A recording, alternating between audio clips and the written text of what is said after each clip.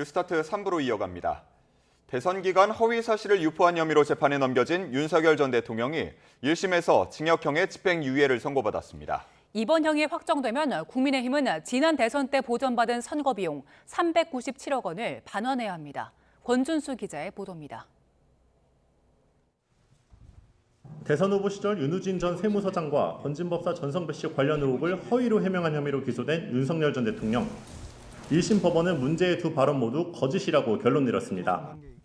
윤우진 전 서장에게 변호사를 소개하지 않았다는 주장에 대해 재판부는 윤 전 대통령이 과거 기자와의 통화에서 스스로 소개 사실을 구체적으로 설명한 점을 근거로 주도적으로 변호사를 연결해 준 게 맞는다고 짚었습니다. 건진법사 전성배 씨 부부 동반 만남을 부인한 해명 역시 허위로 판단했습니다. 윤 전 대통령 부부가 지난 2013년부터 전 씨와 교류하며 주요 국면마다 조언을 받아온 사실이 인정된다는 겁니다. 재판부는 거짓인 줄 알면서도 대통령의 당선될 목적으로 허위 사실을 공표했다며 징역 1년 6개월에 집행유예 3년을 선고했습니다. 유권자의 관심이 대단히 높았던 사항에 관하여 허위의 사실을 공표한 것으로서 그 죄질이 매우 무겁습니다.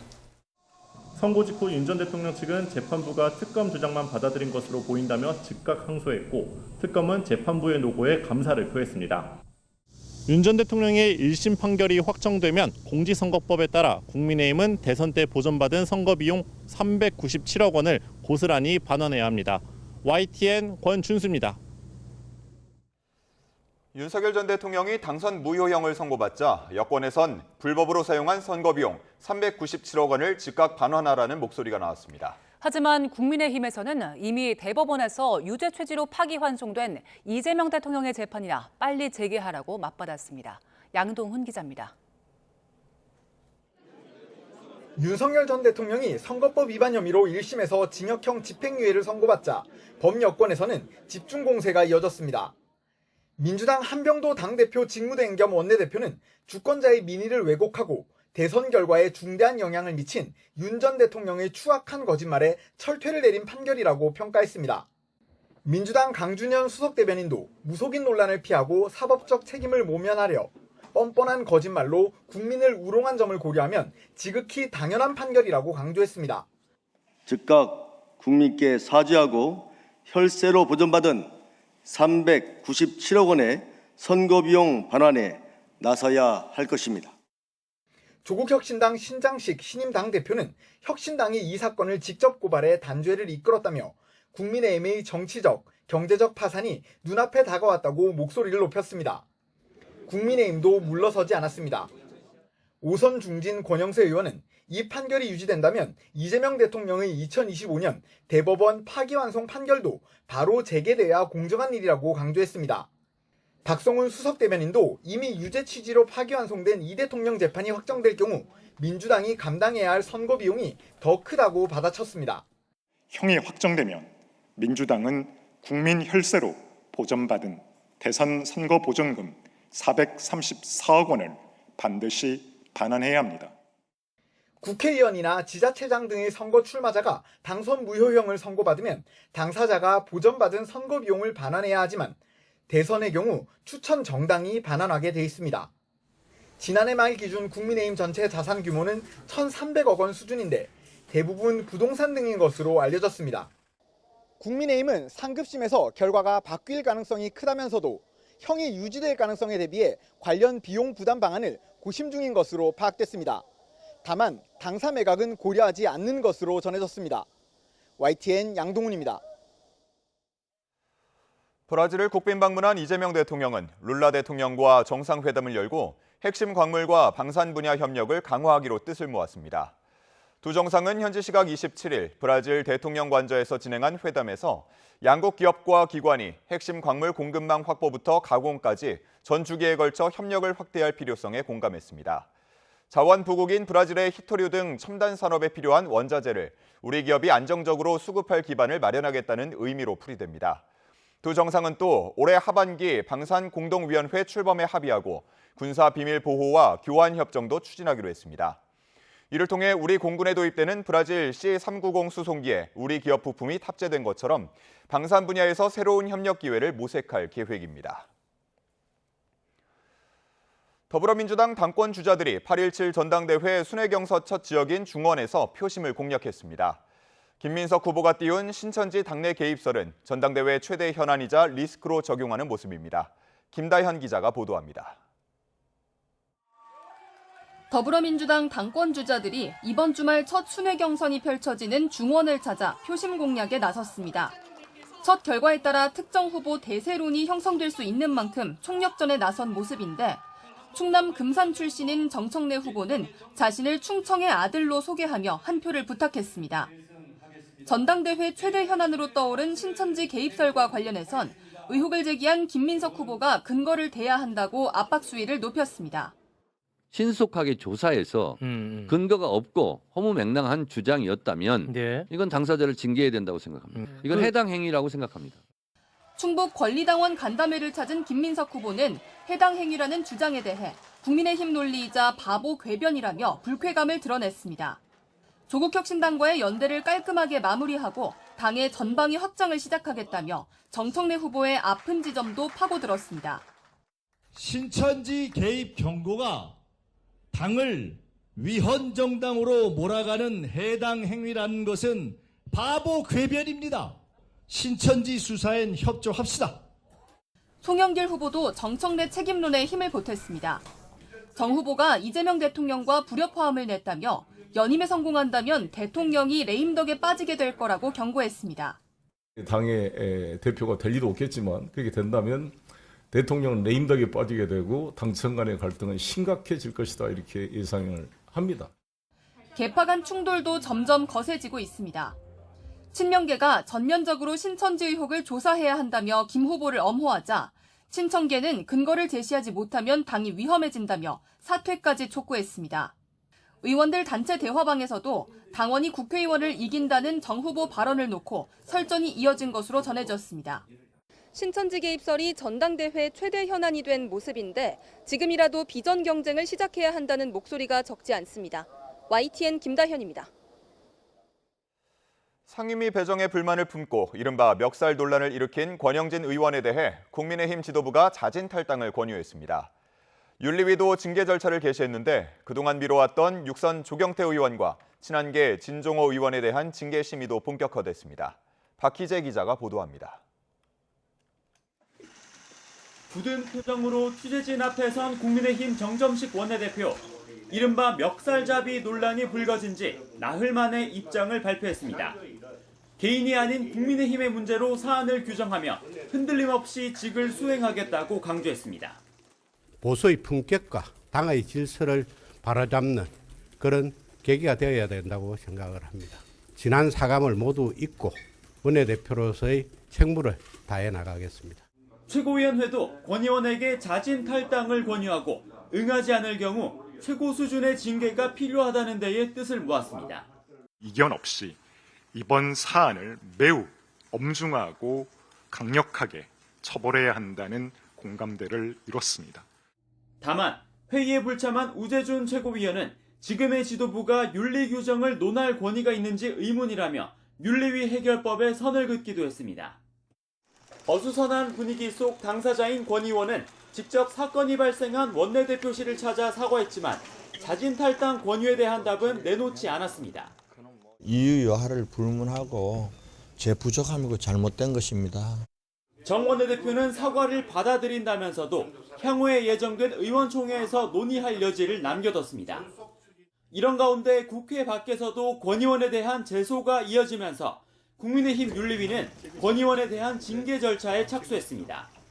동시에 국회 부의장 선거 과정에서 민주당 의원과 소통한 육선 조경태, 지방선거 때 무소속 한동훈 의원을 도운 친한계 진종호 의원 징계안도 본격 심의하기로 했습니다. 하지만 구성원의 사임과 징계 기준을 둘러싼 갈등 끝에 위원 2명이 불참한 채로 징계 절차가 강행되면서 윤리위의 이번 결정은 또 다른 내홍의 불씨를 남겼습니다. YTN 박희재입니다. 6.3 지방선거에서 44표 차로 승부가 갈렸던 경남 통영시장 선거 재검표 결과 당락이 바뀌지 않았습니다.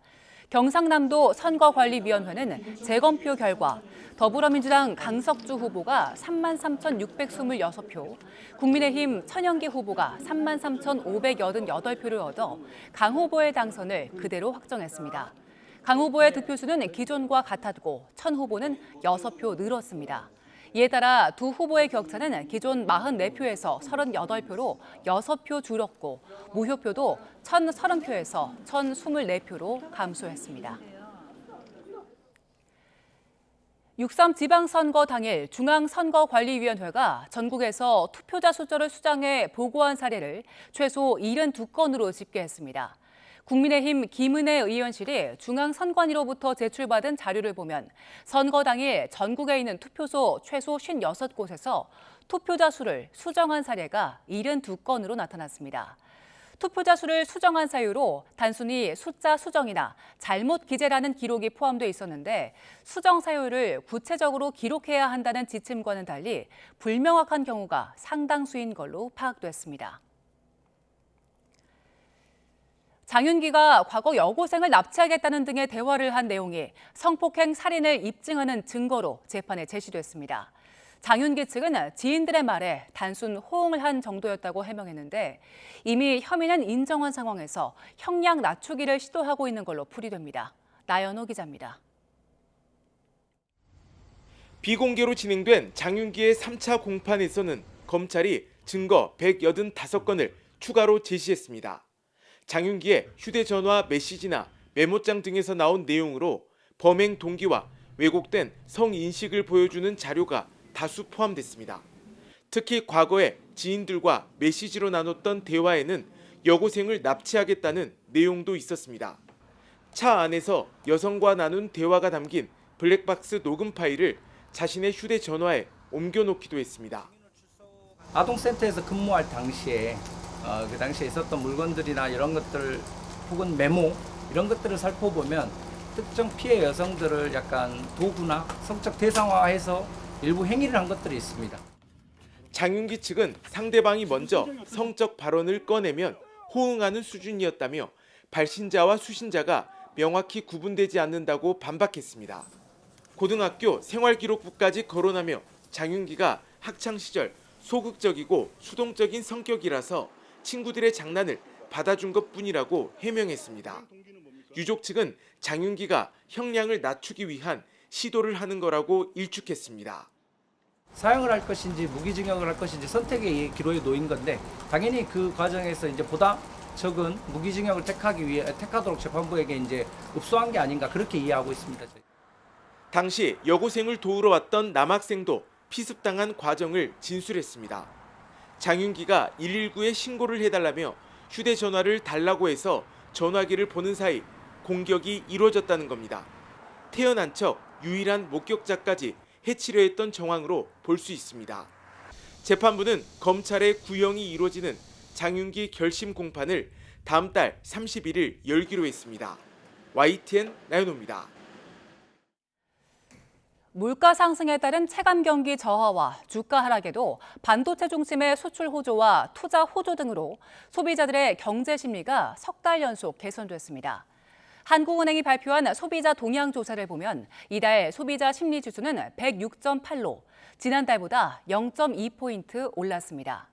고물가 지속과 주가 하락 등의 영향으로 현재 생활형편 지수가 1포인트 내렸지만 임금 상승 기대 등으로 가계 수입 전망 지수는 1포인트 올랐습니다. 한은은 전반적으로 소비자 심리가 장기적으로 평균을 웃도는 가운데 3개월 연속 상승하면서 소비자들의 낙관적 인식이 이어지는 걸로 평가할 수 있다고 말했습니다. 오늘의 주요 경제 일정입니다. 금융위원회가 증시 변동성 확대를 초래한 단일 종목 레버리지와 관련해 금융투자업계와 간담회를 엽니다. 오는 31일 기본 예탁금 강화 시행을 위한 노력을 당부하고 추가 보완 방안을 위한 의견을 수렴할 걸로 보입니다. 국가데이터처가 지난해 인구주택 총조사 결과를 발표합니다. 국내 총인구와 주거 실태 등에 대한 상황을 종합적으로 파악할 수 있는 통계입니다. 장애인과 국가유공자가 장기 임차하거나 대여한 차량에 대한 고속도로 통행료 감면이 오늘부터 시행됩니다. 다자녀 가구에 대한 주말과 공휴일 통행료 할인도 함께 시행됩니다. 삼성전자가 폴더블 스마트폰 신제품에 대한 사전 판매를 오늘부터 다음 달 3일까지 진행합니다. 구매 고객은 다음 달 4일부터 제품 수령과 개통이 가능합니다. 오늘의 주요 경제 일정 살펴봤습니다.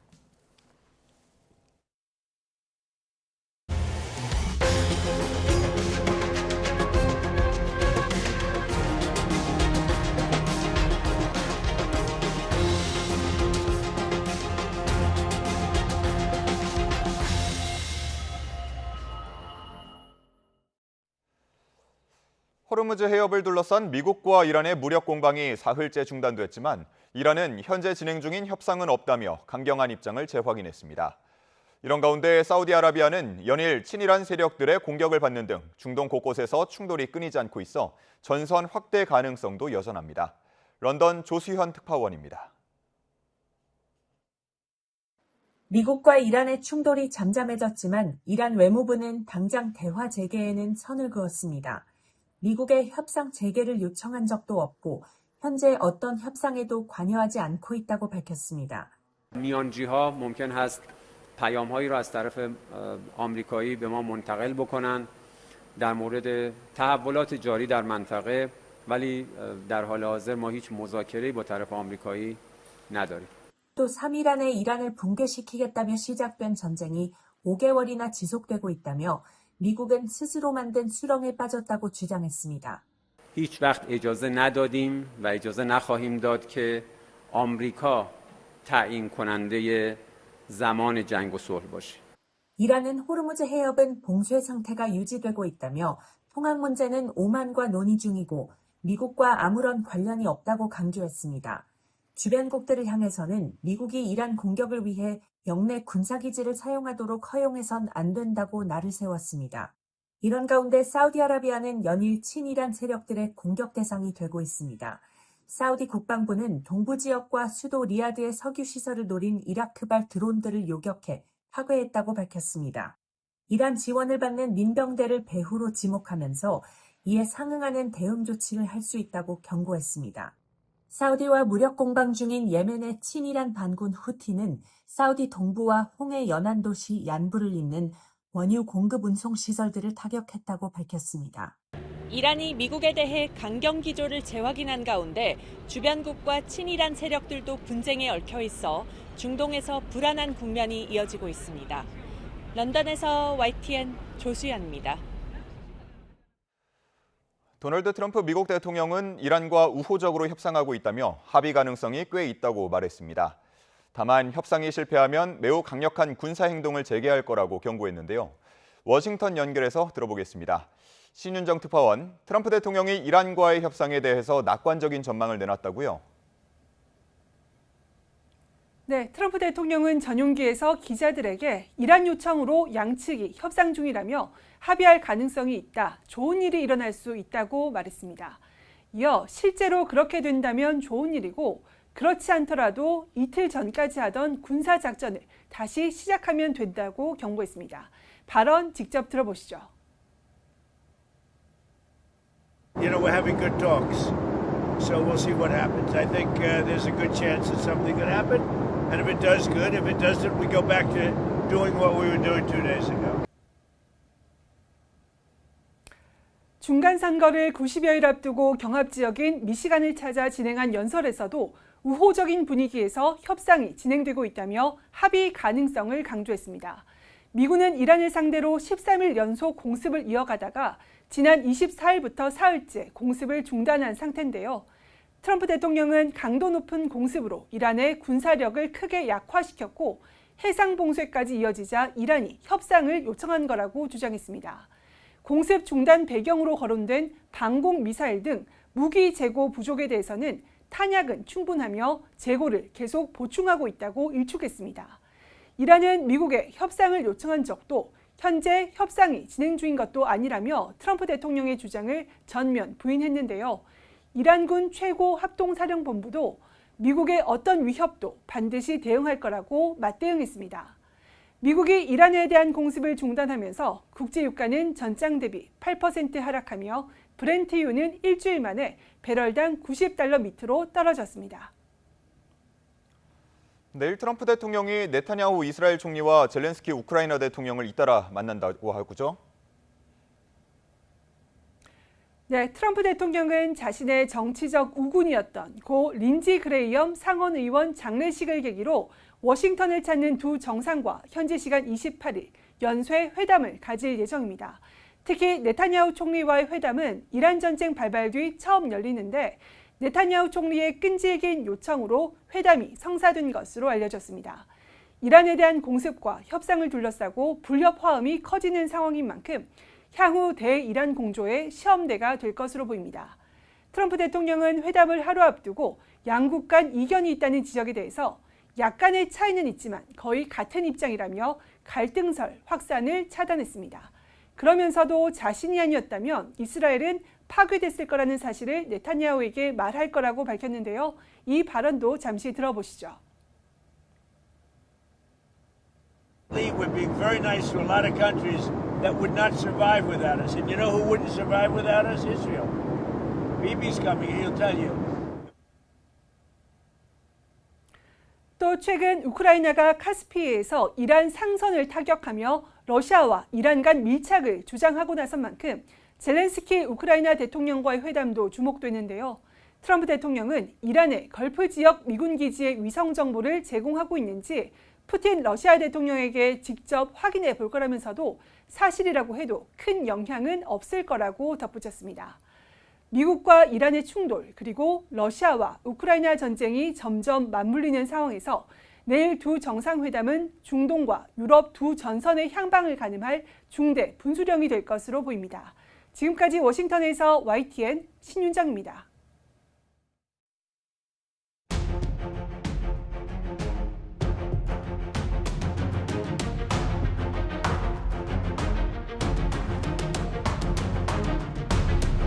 그 어떤 분야보다 복잡한 이해관계가 충돌하면서 합의점을 찾기 어려운 것도 사실 현실적인 일입니다. 큰 책임감과 무거움을 느낍니다.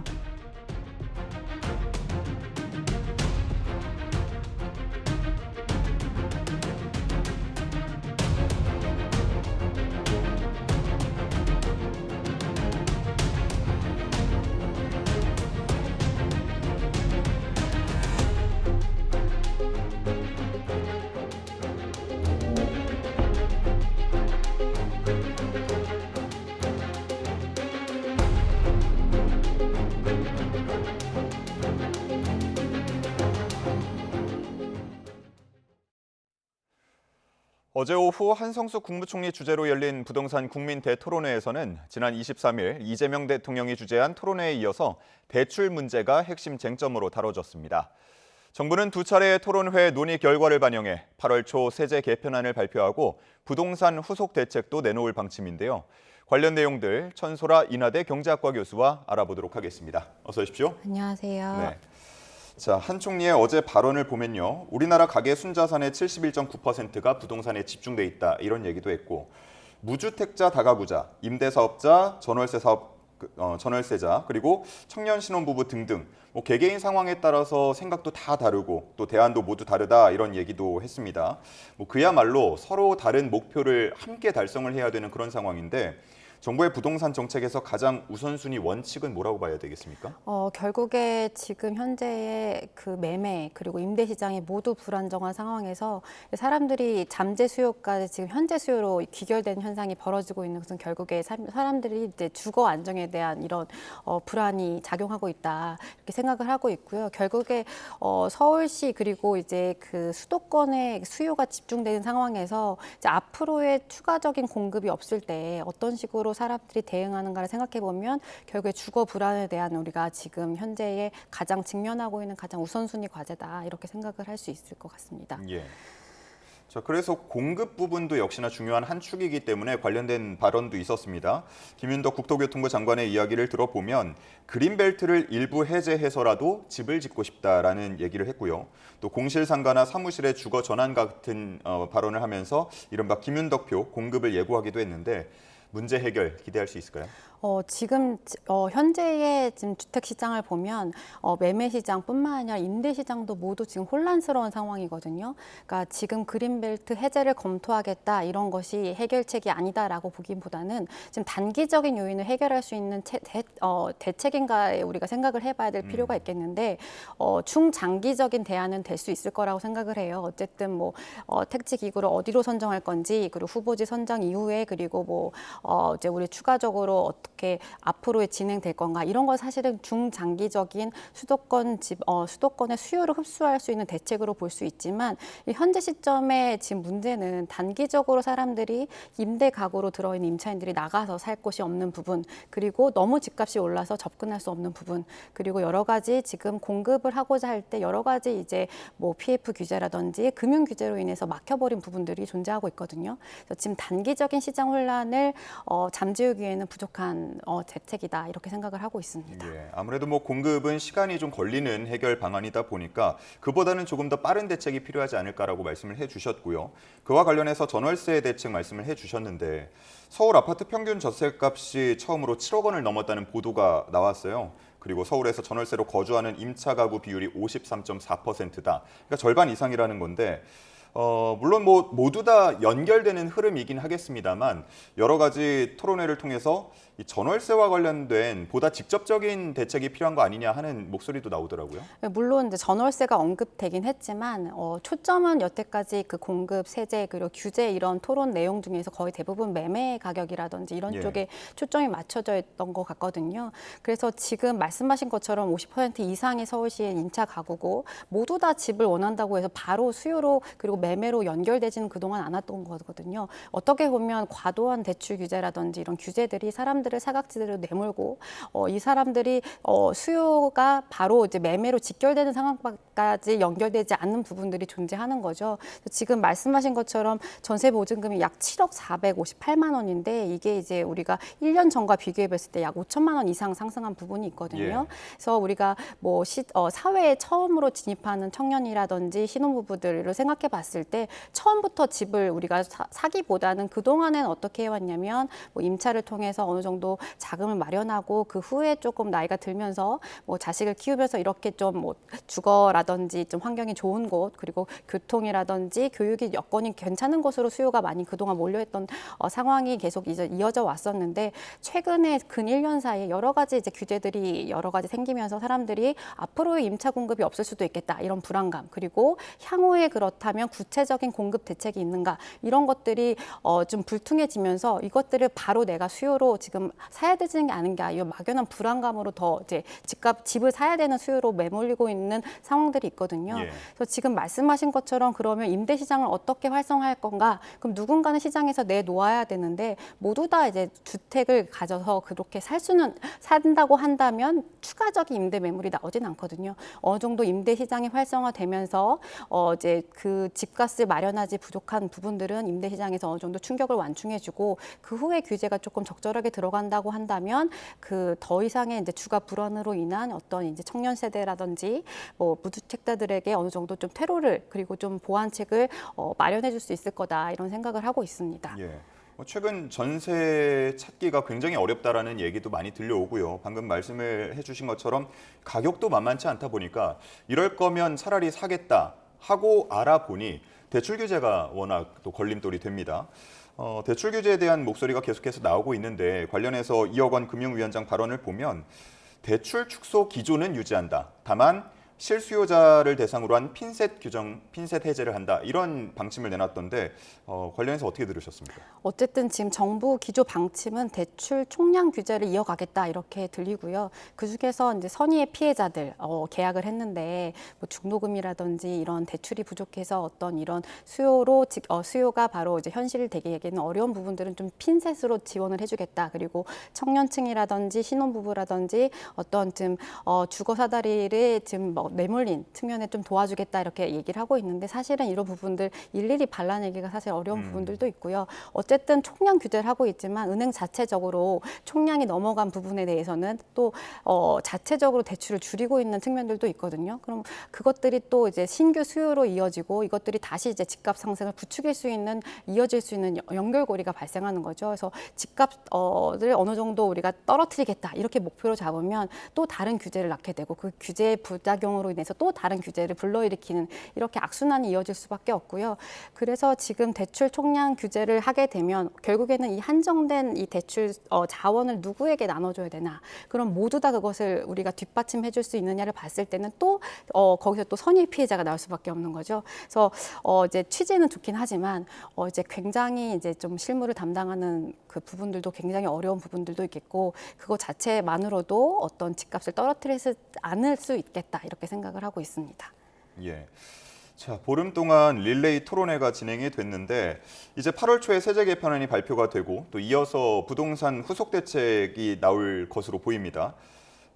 지금 워낙 뭐 토론회에서 여러 가지 얘기가 나왔지만 사실 말씀을 해주신 것처럼 너무 복잡하잖아요. 어떤 내용들이 나오게 될까요? 일단은 지금 토론회에서 전반적으로 어떤 의견들이 나왔나 보면 사실 굉장한 많은 분들이 많이 나왔죠. 그래서 말씀하신 것처럼 주택을 소유하고 있느냐, 소유하지 않고 있느냐, 그리고 내가 수도권에 살고 있느냐, 비수도권에 살고 있느냐, 그리고 내가 주택 공급자인가 아니면 수요자인가에 따라서 사실은 굉장히 이해관계가 다를 수밖에 없거든요. 일일이 이것을 다 이제 들어줄 수도 없는 거고 모든 목표를 다 충족시키기엔 사실은 그렇게 최적화된 대안은 존재하지 않는 부분인 거죠. 그래도 근데 공통적으로 나온 의견들이 지금 현재의 단기적으로 수도권의 공급은 부족하다 이런 얘기가 있었고 그 지금 현재의 과도한 규제로 인해서 여러 가지 실수요자들이 어떤 피해를 보고 있는 상황이다 이런 얘기도 나왔었고 그리고 이제 공급이라든지 어떤 세제라든지 금융 자체가 떨어져 있는 것들이 아니라 사실 굉장히 매매 시장과 임대 시장이 긴밀하게 연결돼 있기 때문에 이런 것들의 종합적인 어떤 토론에 대한 얘기가 계속 이제 진행되었던 측면들이 있는 거죠. 하지만 지금 뭐 앞으로 지금 당장 지금 정부의 방향이라든지 논조를 보면 거의 이제 세제에 집중이 되어 있는 것 같아요. 그래서 지금 나오고 있는 얘기들이 뭐 장특공을 좀 손보겠다 아니면 보유세를 강화하겠다 이런 얘기들도 있고 그렇다고 하면 뭐 초고가 주택에 대해서 보유세를 강화한다고 했을 때 물론 이제 뭐 강남의 어떤 특정 가구들에게는 보유세 인상으로 인해서 내가 내놔야 되나 하는 이제 얘기는 나올 수가 있겠지만 또 지금 현재 양도세가 굉장히 높거든요. 그러면 또 이제 내가 기회비용 측면에서 고려해 봤을 때 내가 가지고 있는 것이 이득인가 아니면 파는 것이 더 나을까라고 생각해 봤을 때 파는 것도 손해가 만만치 않거든요. 그리고 그것을 판다고 했다고 해서 지금 현재의 무주택 가구들 그리고 임대시장에서 쫓겨나고 있는 세입자들을 받아줄 수 있는 공급도 충분하지 않다 이렇게 생각이 들고요. 결국에는 우리가 이렇게 복합적인 원인이 있고 굉장히 이제 매듭이 촘촘하게 얽혀 있을 때 우리가 이것을 다 우선순위로 둘 수는 없고 어디서 근본적인 원인이 출발했는가를 우리가 집중해서 봐야 할 텐데 근본적인 원인은 결국에 공급이고 그 한정된 공급에 굉장히 많은 수요자가 그것을 원하고 있다. 그리고 우리가 비수도권의 아파트를 공급한다고 해도 이것이 충분하게 광역 교통망이라든지 여러 가지 인프라 시설이 확충되지 않으면 결국에 다시 수요가 서울로 집중될 수밖에 없거든요. 그래서 시간이 조금 걸리더라도 지금 현재의 당장 공급을 우리가 어느 정도 이끌어낼 수 있는 정책들을 하루빨리 시행해야 한다라고 생각을 하고요. 물론 뭐 재개발, 재건축 이런 얘기들이 효과가 없다라는 주장도 있지만 그래도 사람들이 지금 내가 한 채만 구매해야 한다면 더 심사숙고해서 정말 제대로 된 한 채를 사고 싶은 수요가 계속 이어질 수밖에 없거든요. 그렇다고 하면 신축에 대한 대단지 아파트 수요는 계속 이어질 수밖에 없고 그것이 부족하다면 결국에 계속 이런 수요는 지속될 수 있을 거다 이렇게 생각을 하고 있습니다. 예, 우선 나올 세제 개편안 발표부터 한번 지켜보도록 하겠습니다. 자, 이어서 증시 이야기도 나눠보겠습니다. 최근 증시의 중심에는 역시나 뭐 반도체가 있을 텐데 어제는 중국의 CXMT 창신 메모리 테크놀로지 상장이 되면서 주목을 많이 받았습니다. 우리 증시의 영향 어떻게 보세요? 어쨌든 지금 우리가 창신 메모리가 어제 어느 정도 지금 아시아의 자금을 좀 흡수했다 이런 시장의 이제 평가도 있거든요. 그러니까 결국에는 지금 AA발 이런 반도체 수요 수요의 증가를 누가 가져가느냐 이런 것들이 국내 증시에도 연결이 되어 있을 텐데 아무래도 지금 창신 메모리가 우리나라의 삼성전자의 범용 D램 반도체 수요를 어느 정도 흡수할 수 있는 가능성은 있는 거죠. 그렇지만 지금 뭐 현재의 반도체의 주도적인 흐름이 이제 고성능 HBM을 중심으로 이런 것들이 좀 주도적으로 이제 이어지고 한다라고 한다면 완전 대체를 한다기보다는 어느 정도 기술적인 우위가 있는 부분에서는 이제 국내의 어떤 삼성전자나 SK하이닉스가 흡수할 수 있는 부분들도 있고요. 다만 이제 우리가 흔히 이제 PC용 메모리라든지 휴대폰에 들어가는 이런 D램 이런 것들은 어느 정도 이제 점점 어떤 추가적인 공급자가 나올 수 있다는 측면에서 어떤 뭐 이제 좀 어떤 이제 경쟁자 이런 역할을 할 수 있다 이렇게 생각을 하고 있습니다. 예. 또 반도체가 이제 변동성을 키우는 이유 중에 하나로 지목된 게 단일 종목 레버리지 ETF일 텐데 31일부터 조기 규제를 시행하기로 했습니다. 좀 어떻게 구조적으로 전환점이 될 수 있을까요?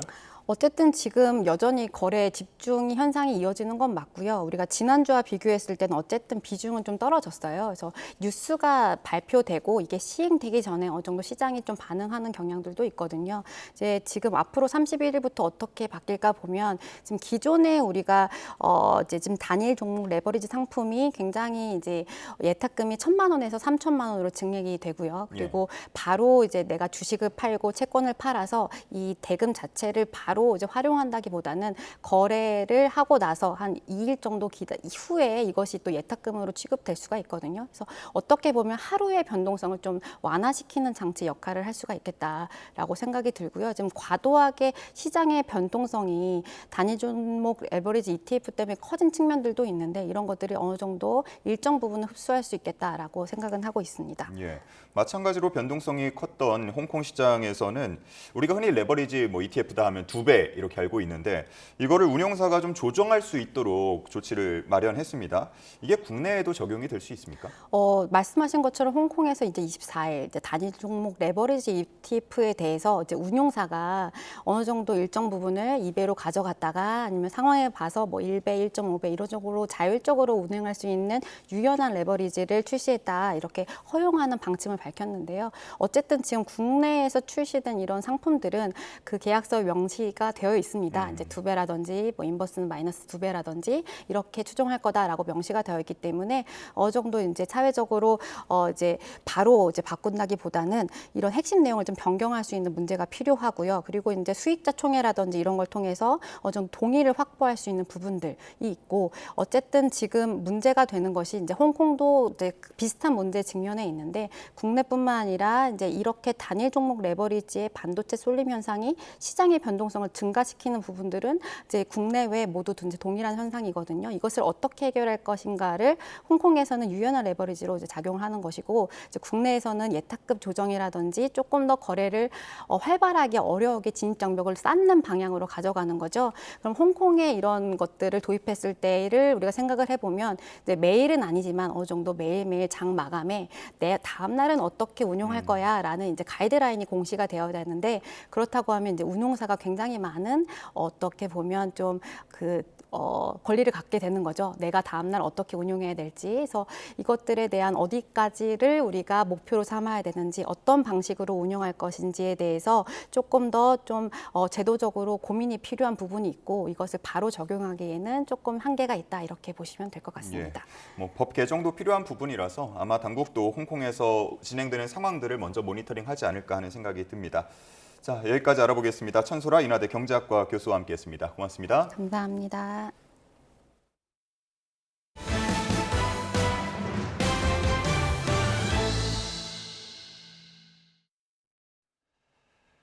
K-팝을 비롯한 우리 문화 콘텐츠가 해외에서 많은 인기를 얻고 있지만 정작 우리 문화를 한 곳에서 즐길 수 있는 대형 축제는 아직 없습니다. 이제 우리나라에서도 한국판 코첼라 페노메논을 내년 12월 열기로 했습니다. 박순표 기자의 보도입니다. 세계 최대의 음악예술축제 코첼라입니다. K-팝을 대표하는 빅뱅과 르세라핌, 블랙핑크와 멤버인 제니, 로제, 리사 등이 무대에 섰습니다. 록과 힙합, R&B 등 장르를 떠나 세계 최고의 뮤지션과 팬들을 매년 봄 미국 캘리포니아로 불러 모으고 있습니다.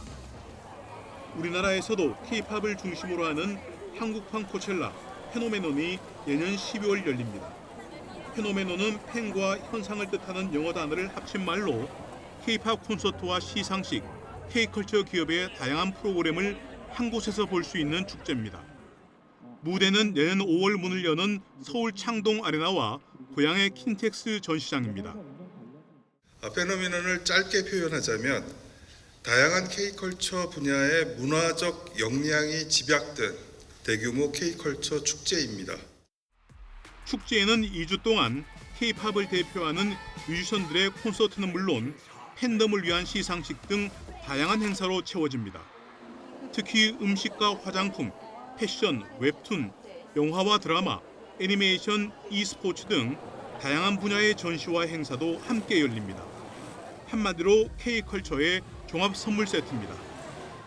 첫째, 우리나라 컬처 인더스트리 전반에, 두 번째, 이게 좀 전 세계 젊은이들이 더 가까워지고 소통하는 계기가 되게 하자, 이런 좀 멋진 공익적인 목표를 가지고 뭉쳤기 때문에 일단 K-팝 사사가 한 목소리 한 팀으로 움직이려고 회사까지 만들었고요. 민간 주도의 축제이지만 정부도 적극적인 뒷받침에 나섭니다. 출입국과 행사 안전 관리는 물론 외국인 방문국의 관광 수요를 위해 지자체와 함께 다양한 프로그램을 마련합니다. 정부는 페노메논 축제에 총 방문객 52만 명의 1조 원대의 경제 효과를 기대하고 있습니다. YTN 박순표입니다.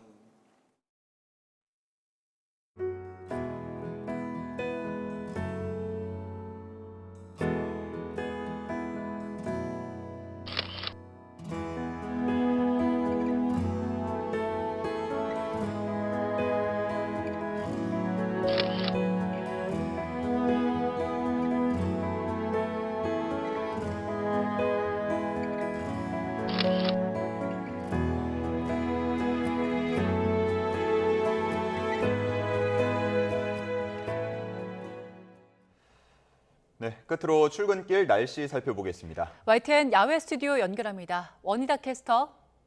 네, 원희다입니다. 네, 밤사이에도 공기가 후텁지근했는데 열대야 상황 어떻습니까? 네, 밤에라도 더위가 식어가면 좋겠지만 밤사이에도 열기가 좀처럼 식지 못했습니다. 서울을 비롯한 곳곳에서 밤 최저 기온이 25도를 웃돌며 열대야 현상이 지속했고요. 출근길 체감 온도가 초열대야 수준인 30도에 육박하고 있습니다. 네, 낮에는 심한 폭염이 이어질 텐데 오늘 기온 전망은 어떻습니까? 네, 전국에 폭염 위기경보 심각 단계가 발령 중인 가운데 오늘 서울이 한낮에 33도, 체감온도는 35도까지 크게 오르겠고요. 대구는 사람 체온보다 높은 38도까지 크게 치솟겠습니다. 현재 전국이 폭염특보로 뒤덮여 있습니다. 특히 중대 경보가 발효 중인 영남 지방을 중심으로는 오늘도 40도에 육박하는 극한 더위가 예상되는데요. 우선 전국 곳곳에 열대야 주의보가 이어지며 밤더위가 나타났고 지금은 서울 27도, 대구와 제주 28도를 웃돌고 있습니다. 한낮에는 서울 33도, 대구와 밀양 38도까지 크게 치솟겠고요. 습도가 높아서 체감온도는 실제 기온보다 조금 더 높은 곳도 있겠습니다. 오늘도 하늘에는 구름만 다소 지나며 볕이 뜨겁겠지만 경기 동부를 비롯한 중부와 경북 곳곳으로는 대기 불안정이 심해지면서 5에서 40mm의 소나기가 지나겠습니다. 당분간 낮에는 폭염이, 밤에는 열대야가 기승을 부릴 전망입니다. 폭염이 본격 시동을 걸면서 온열 질환에도 빨간불이 켜졌습니다. 당분간 불필요한 야외 활동은 자제하시는 게 좋겠고요. 물, 그늘, 휴식 이 세 가지 수칙을 실천하는 게 중요하겠습니다. 지금까지 YTN 원희다입니다. 7월 28일 YTN 뉴스타트 모두 마칩니다. 잠시 뒤 뉴스업이 이어집니다. 시청해주신 여러분 고맙습니다.